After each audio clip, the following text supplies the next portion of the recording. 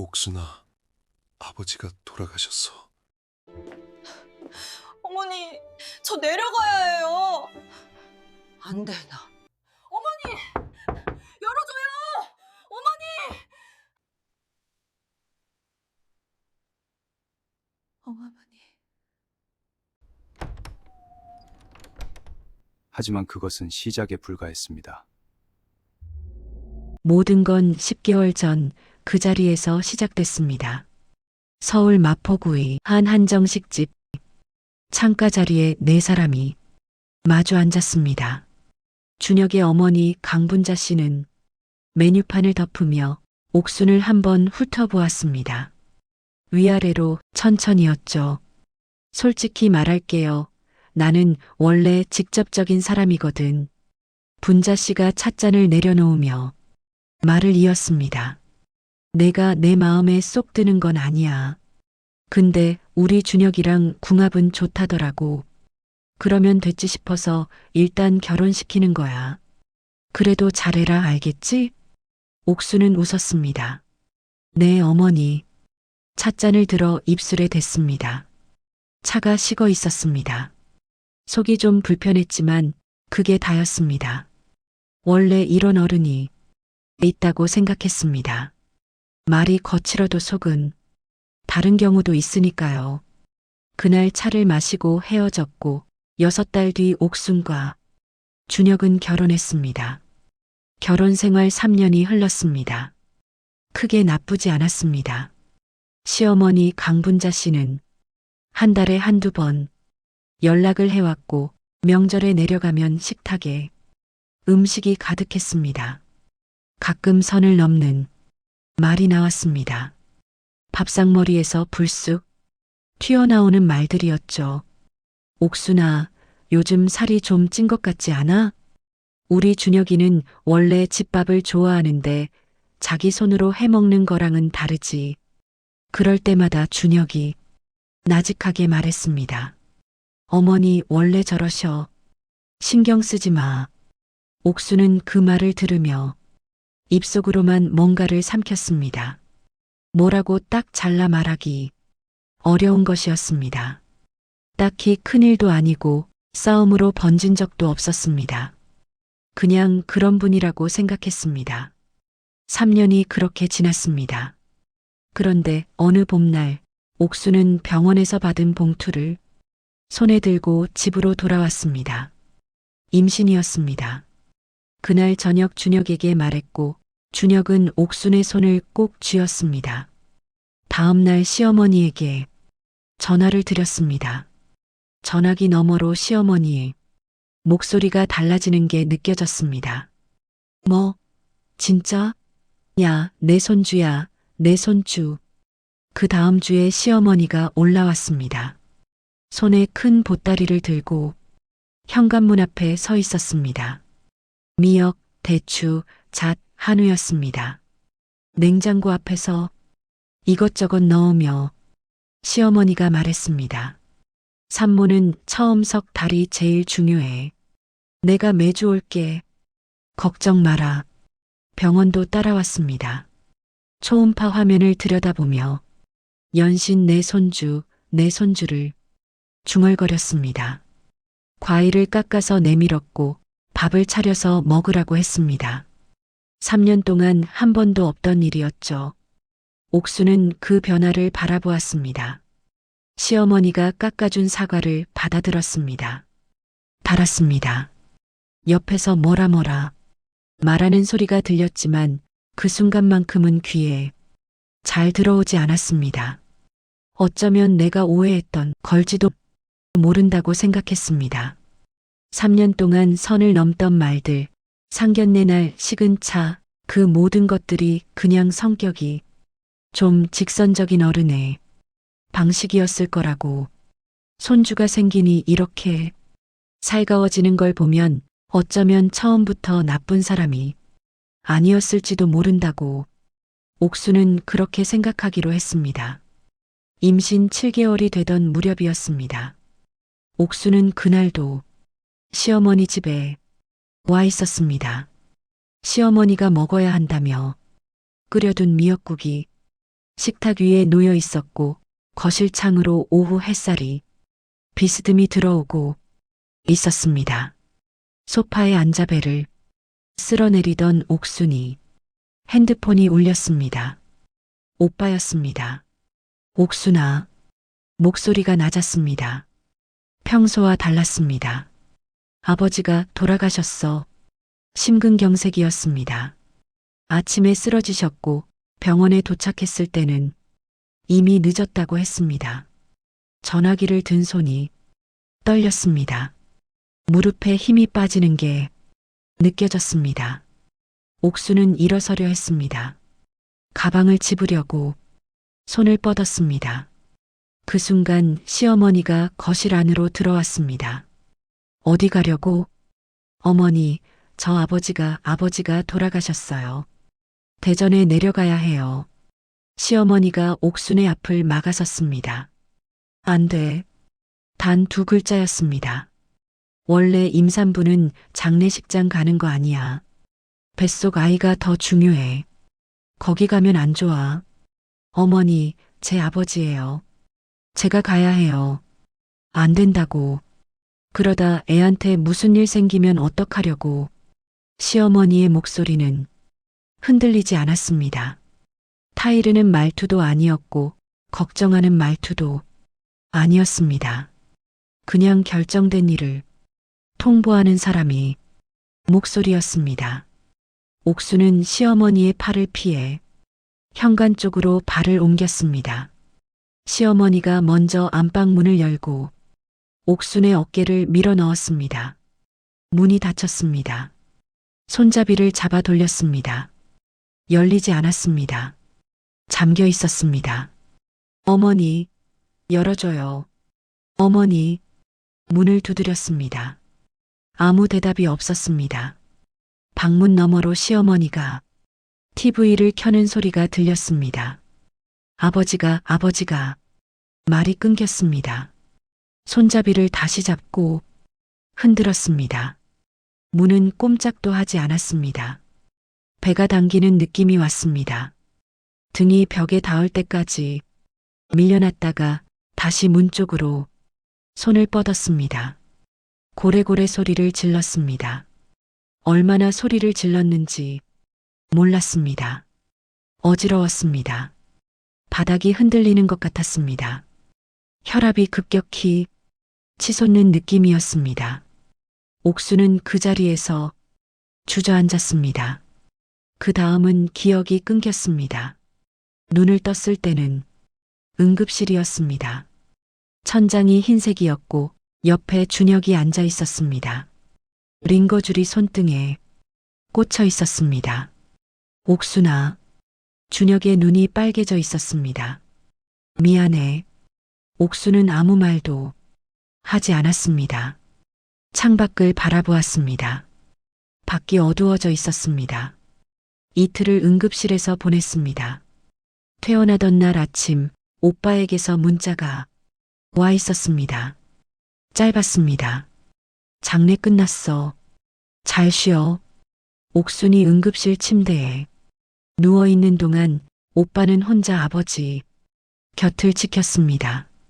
빈 영정 사진 앞에 선 것은 그로부터 사흘이 지난 뒤였습니다. 혼자 대전에 내려갔습니다. 준혁도 시어머니도 없이였습니다. 영정 사진 속 아버지가 옥순을 바라보고 있었습니다. 아버지는 웃고 있었습니다. 아버지, 소리가 나오지 않았습니다. 무릎이 접혔습니다. 차가운 바닥 위에 그대로 주저앉았습니다. 눈물도 나오지 않았습니다. 그냥 아버지 이름을 속으로 불렀습니다. 몇 번이고 몇 번이고였습니다.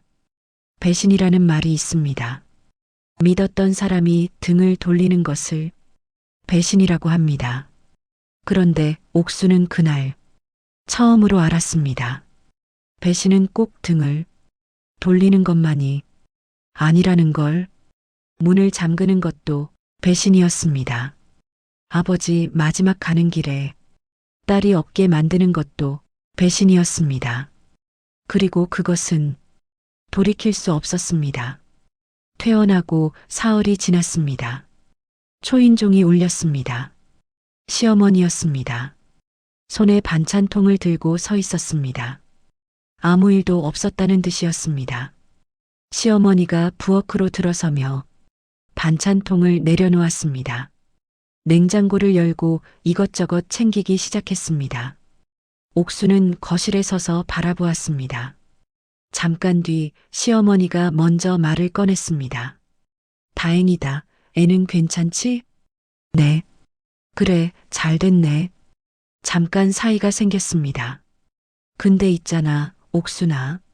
나는 솔직히 말하는 사람이라서 하는 말인데, 너 그거 너무 예민하게 받아들인 거 아니야? 내가 뭘 나쁜 마음으로 한 것도 아니고, 다 너 생각해서 한 건데. 임산부한테 장례식장이 좋을 리 없잖아. 옥수는 시어머니를 바라보았습니다. 제 아버지 돌아가셨어요, 어머니. 그러니까 내가 더 조심시킨 거잖아. 뱃속 아이가 더 중요하지. 그게 잘못이야? 시어머니의 목소리에는 억울함이 실려 있었습니다. 자신이 피해를 입은 사람처럼 말했습니다. 옥수는 더 이상 아무 말도 하지 않았습니다. 안방으로 들어갔습니다. 문을 닫았습니다. 문 너머로 시어머니가 준혁에게 말하는 소리가 들렸습니다. 저 애가 너무 예민해. 내가 나쁜 뜻으로 한 게 아닌데. 준혁의 목소리는 들리지 않았습니다. 옥수는 등을 문에 기댔습니다. 천천히 바닥으로 내려앉았습니다. 무릎이 배에 닿지 않을 만큼만 접었습니다. 차가운 장판이 발바닥에 닿았습니다. 사과가 없었습니다. 아버지가 돌아가셨고 옥수는 이틀을 응급실에서 보냈고 아버지 장례의 끝내 가지 못했습니다. 그런데 사과가 없었습니다. 그것보다 더했습니다. 오히려 옥순이 예민한 사람이 됐습니다. 그 순간 뭔가가 정리됐습니다. 눈물이 나오지 않았습니다. 대신 머릿속이 조용해졌습니다. 3년 동안 흐릿하게 뭉쳐있던 것들이 또렷하게 자리를 잡았습니다. 이 사람은 변하지 않습니다. 사과를 기다리는 것은 의미가 없습니다. 달라지기를 기대하는 것도 의미가 없습니다. 3년 동안 상견례 날 그 말을 넘겼고 밥상머리의 말들을 삼켰고 한 귀로 흘렸습니다. 그리고 응급실에서 이틀을 보내는 동안 아버지 손을 잡지 못했습니다. 그게 결과였습니다. 옥수는 천천히 손을 배 위에 올렸습니다. 아이가 움직이는 게 느껴졌습니다. 작은 발길질이었습니다. 한참 뒤 핸드폰이 울렸습니다. 오빠였습니다. 잘 쉬어. 나중에 보자. 이번엔 말이 더 짧았습니다. 전화가 끊겼습니다. 옥수는 핸드폰을 무릎 위에 올려놓고 그 자리에 그대로 있었습니다. 참는 게 미덕이라고 배웠습니다. 결혼하면 시댁 식구들과 잘 지내야 한다고 배웠습니다. 어른이 하는 말은 그냥 듣고 넘기는 게 편하다고 배웠습니다. 그렇게 3년을 살았습니다. 그런데 아버지는 그 3년 동안 한 달에 한 번씩 전화를 해왔습니다. 잘 지내냐고, 밥은 먹냐고, 힘들지 않냐고. 옥수는 매번 괜찮다고 했습니다. 정말 괜찮다고 생각했습니다. 지금 생각하면 괜찮지 않았습니다. 문 너머 거실에서 텔레비전 소리가 흘러나왔습니다. 시어머니가 채널을 돌리는 소리가 들렸습니다. 준혁은 아직 거실에 있었습니다. 옥수는 배 위에 손을 가만히 내려다보았습니다. 참는 걸 그만두기로 했습니다. 아직 무엇을 어떻게 할지는 몰랐습니다. 구체적인 것은 아무것도 없었습니다. 다만 한 가지는 분명했습니다. 이 아이가 세상에 나오기 전에 이 집에서의 방식은 바꿔야 한다는 것이었습니다. 예민한 사람으로 살다가 끝낼 수는 없었습니다. 옥수는 배 위의 손을 내려다보았습니다. 그걸로 충분했습니다. 임신 8개월이 넘어서던 무렵이었습니다. 어느 저녁 옥수는 준혁이 퇴근하기를 기다렸습니다. 밥을 차려놓고 준혁이 숟가락을 내려놓을 때까지 기다렸습니다. 그리고 말했습니다. 나 이제 어머니 집에 가기 싫어. 준혁이 물컵을 들다가 멈췄습니다. 왜는요? 아버지 장례도 못 갔는데 사과 한마디가 없잖아. 그게 말이 돼? 준혁이 컵을 내려놓았습니다. 잠시 침묵이 흘렀습니다. 어머니 원래 그런 분이야. 아기는 없어. 옥수는 준혁을 바라보았습니다. 아기가 없으면 괜찮아? 준혁이 대답하지 못했습니다. 젓가락을 들었다 내려놓았습니다. 시선이 밥그릇 쪽으로 내려갔습니다. 그러니까 어머니가 워낙 직선적인 분이셔서 나쁜 뜻이 없다는 거 알잖아.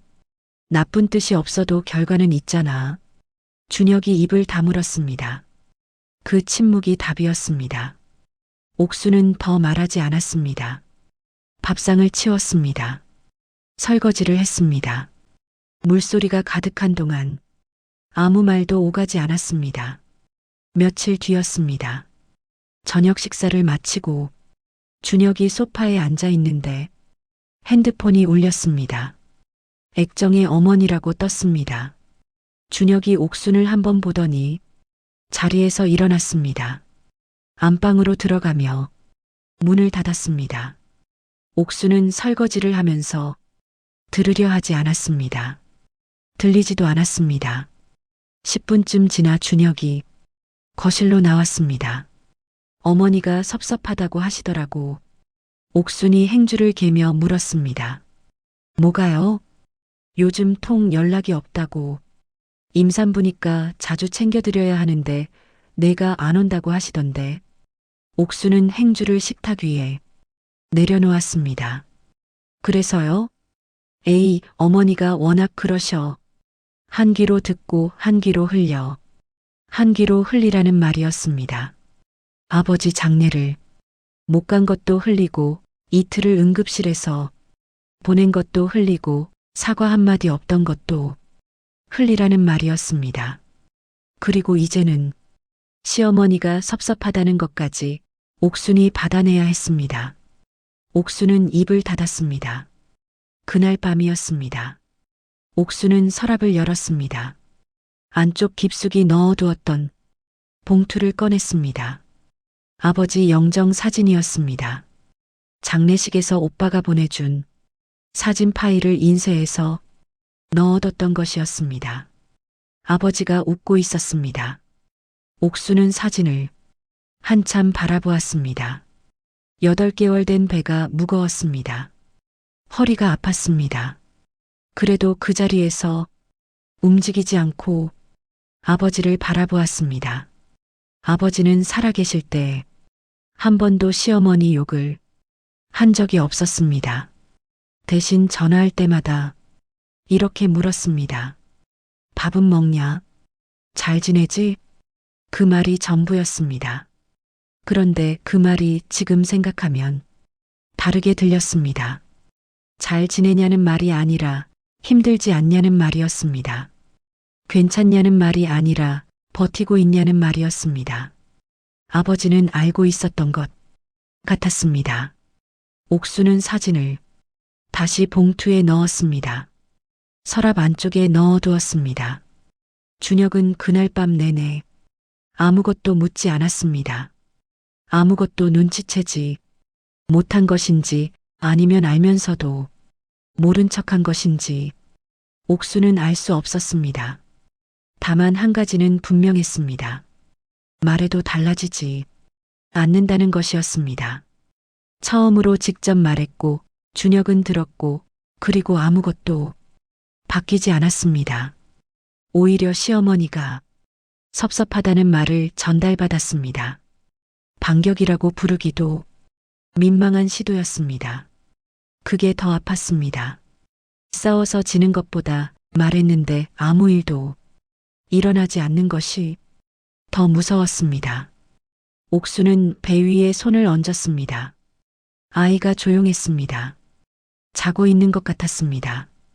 이 아이 앞에서는 달라야 한다고 생각했습니다. 아직 어떻게 달라야 하는지는 몰랐습니다. 만삭이었습니다. 38주째 되던 주말 아침 핸드폰이 울렸습니다. 시어머니였습니다.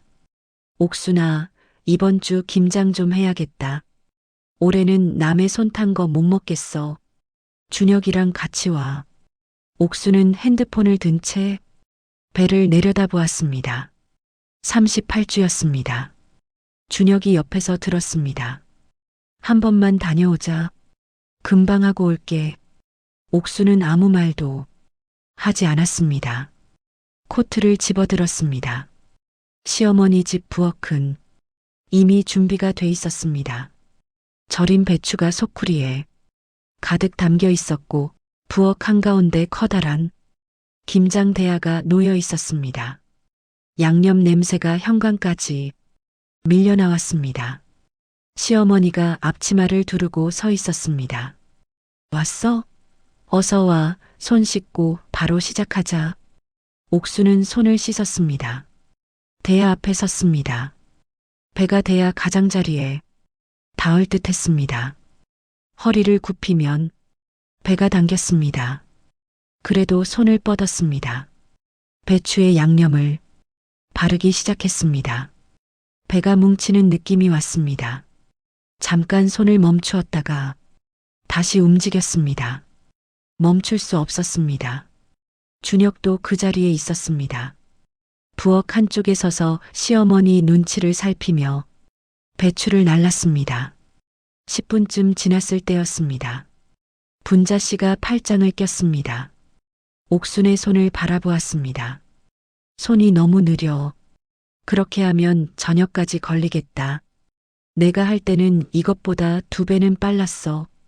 옥수는 고개를 들지 않았습니다. 양념을 이렇게 조금씩 발라서 어떻게 배추속까지 넣어야지. 분자 씨가 옥순 옆으로 와서 직접 손을 뻗었습니다. 옥순의 손 위로 분자 씨 손이 지나갔습니다. 이렇게 해야 돼. 알겠어? 옥수는 내라고 했습니다. 그리고 다시 손을 움직였습니다. 눈물이 떨어진 건 그로부터 5분쯤 뒤였습니다. 옥수는 느끼지 못했습니다. 고개를 숙이고 있었고 눈물이 뺨을 타고 내려와 고춧가루 위로 떨어졌습니다. 아무도 닦아주지 않았습니다. 분자 씨는 보지 못했습니다. 아니면 보고도 말하지 않았습니다. 준혁은 보았습니다. 배추를 들고 대야 쪽으로 오던 준혁이 멈췄습니다. 옥순의 뺨을 보았습니다. 고춧가루 위로 떨어지는 것을 보았습니다.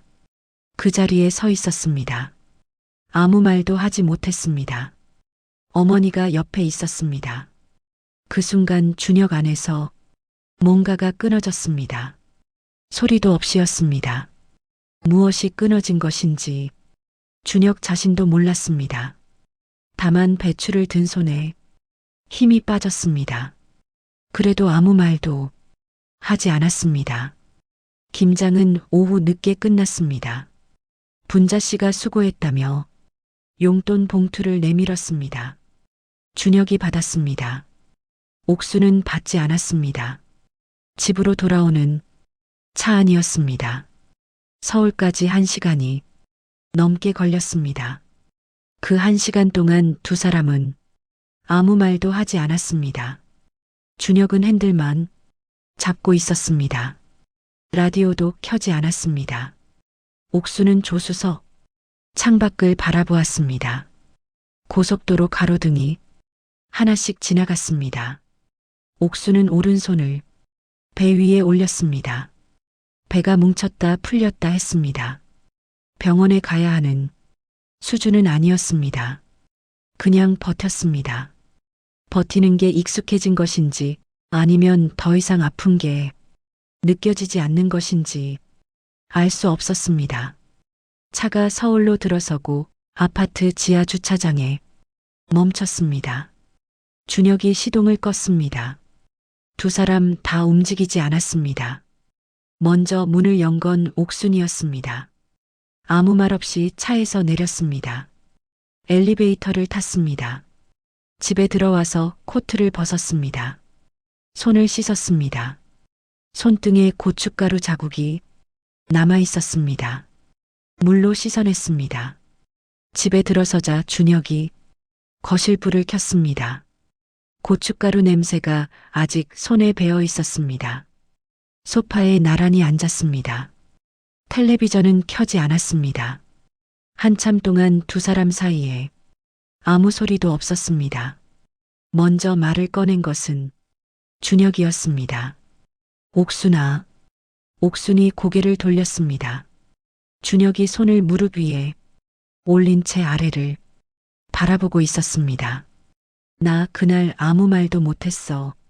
그게 제일 후회돼. 옥수는 아무 말도 하지 않았습니다.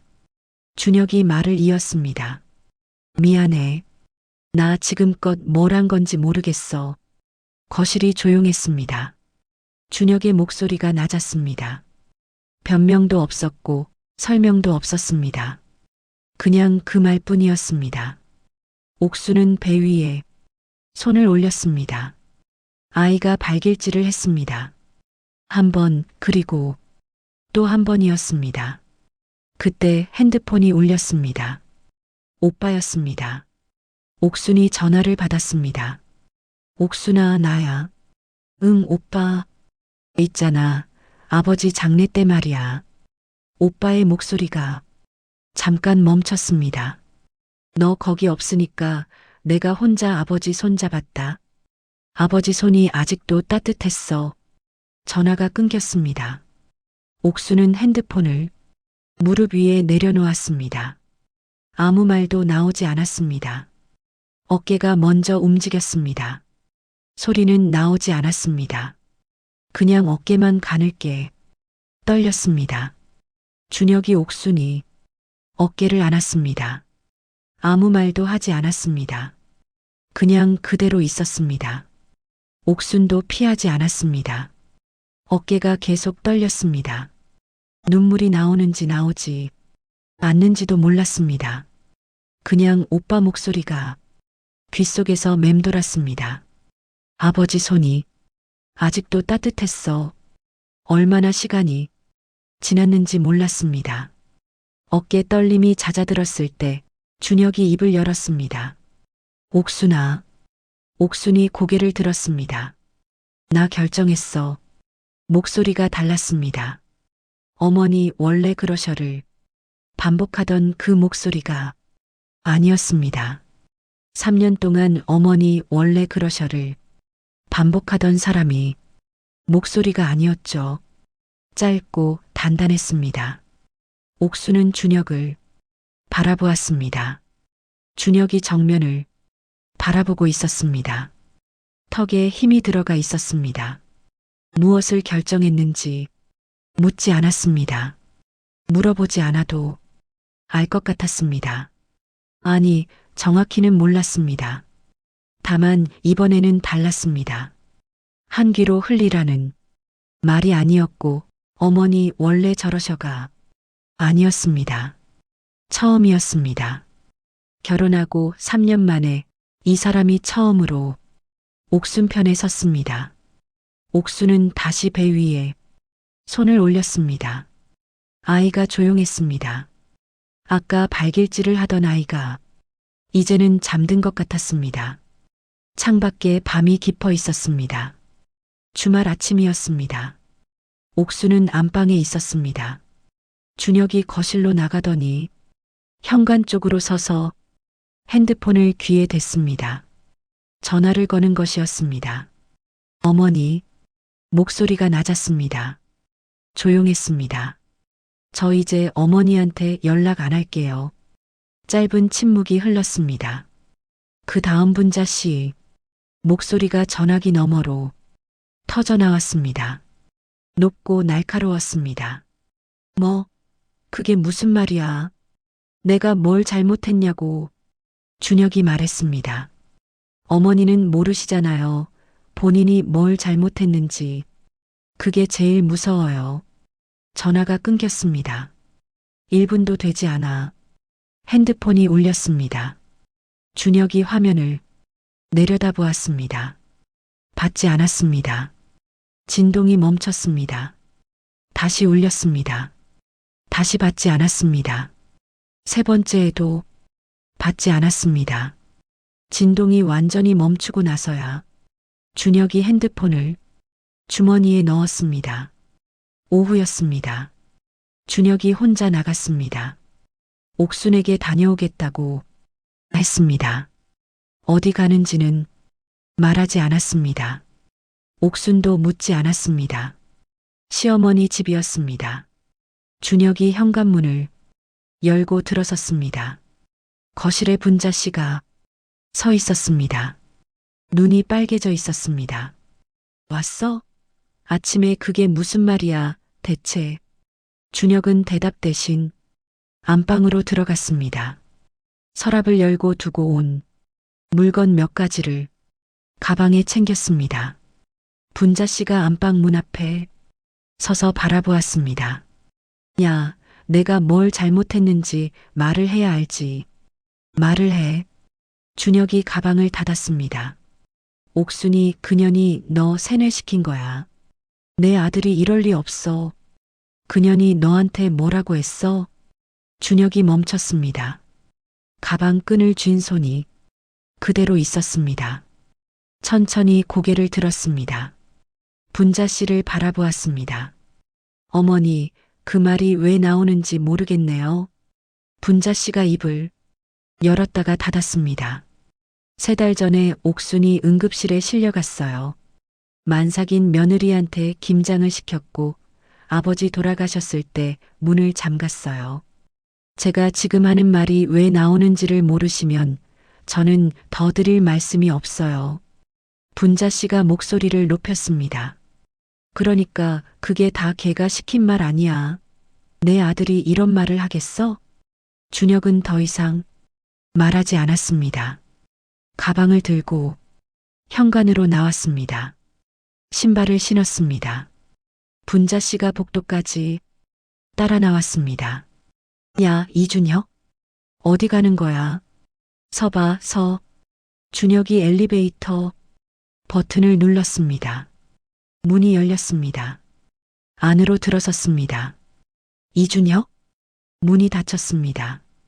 엘리베이터 문이 맞물리며 둔탁한 진동이 복도를 타고 번졌습니다. 준혁은 끝내 뒤를 돌아보지 않았습니다. 복도에 분자 씨 혼자 남았습니다. 핸드폰을 꺼내 전화를 걸었습니다. 연결이 되지 않았습니다. 다시 걸었습니다.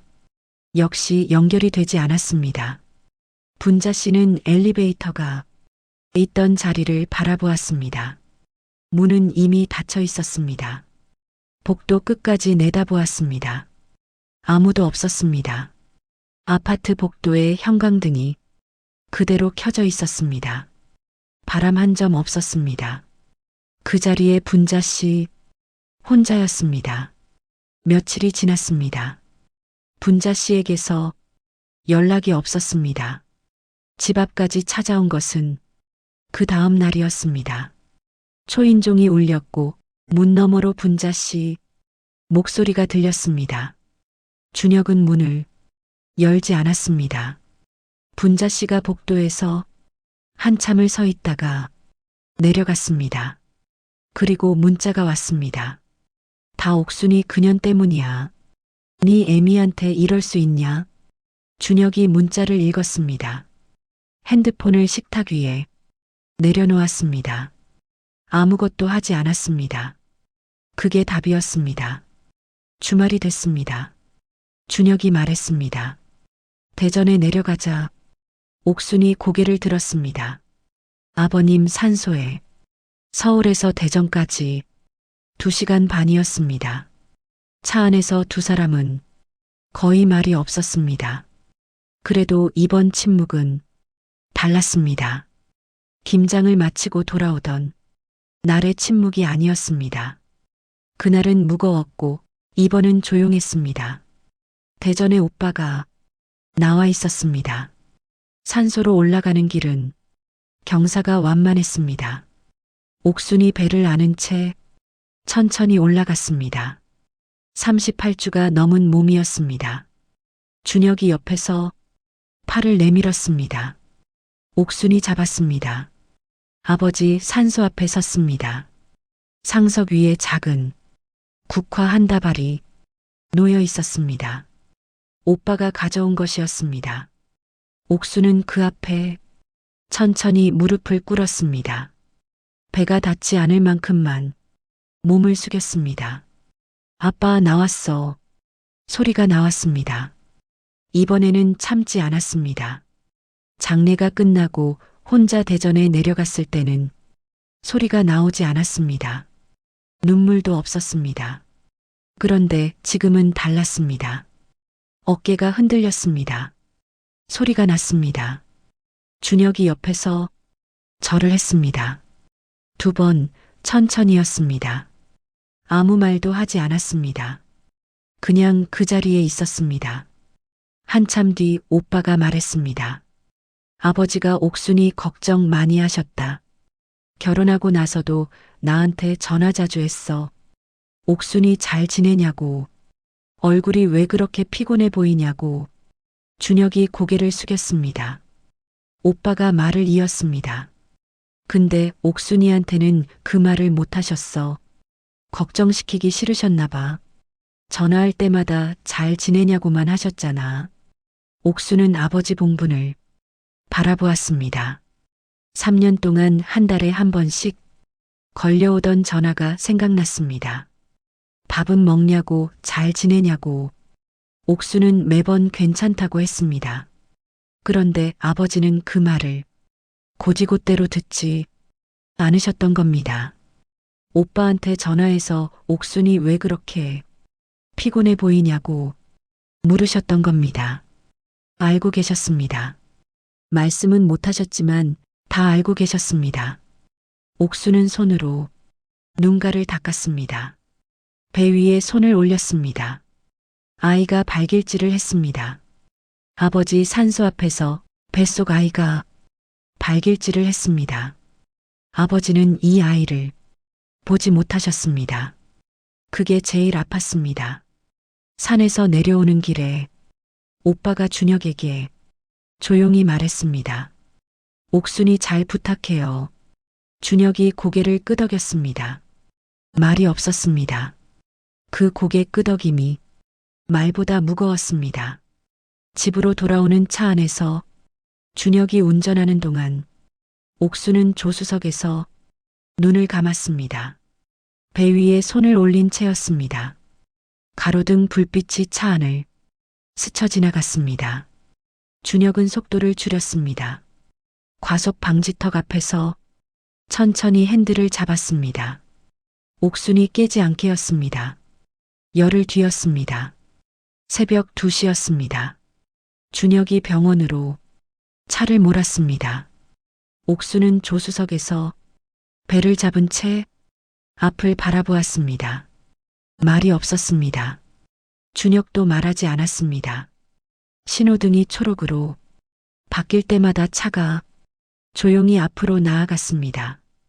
분만실에 들어간 지 6시간이 지났습니다. 아이가 태어났습니다. 딸이었습니다. 간호사가 아이를 준혁에게 안겼습니다. 준혁이 아이를 내려다보았습니다. 아무 말도 하지 않았습니다. 눈이 빨개졌습니다. 옥수는 침대에 누운 채 그 모습을 바라보았습니다. 긴 시간을 버텨온 몸이었습니다. 응급실을 다녀왔고 만삭에 김장을 했고 아버지 산소에 올라갔습니다. 그 몸이 이제 쉬어도 됐습니다. 준혁이 아이를 안은 채 옥순 곁으로 왔습니다. 이름 뭐로 할까? 옥순이 잠깐 생각했습니다. 아버님 성함에서 한자 따자. 준혁이 고개를 끄덕였습니다. 그리고 아이를 내려다보았습니다. 옥순이 웃었습니다. 처음으로 편하게 웃었습니다. 억지로 만든 웃음이 아니었습니다. 상견례 날 찻잔을 들며 지었던 그 웃음이 아니었죠. 그냥 웃음이 나왔습니다. 병실 창밖으로 햇살이 밀려들었습니다. 분자 씨에게서는 연락이 없었습니다. 아이가 태어난 날도 그 다음 날도였습니다. 준혁의 핸드폰은 조용했습니다. 옥수는 그것이 슬프지 않았습니다. 오히려 그 조용함이 처음으로 편했습니다. 여기는 사연 나누는 평상. 오늘 이야기에 공감하셨다면 구독과 좋아요 부탁드립니다. 당신의 이야기도 댓글로 함께 나눠주세요. 사연 나누는 평상에서 다음 이야기로 다시 만나요.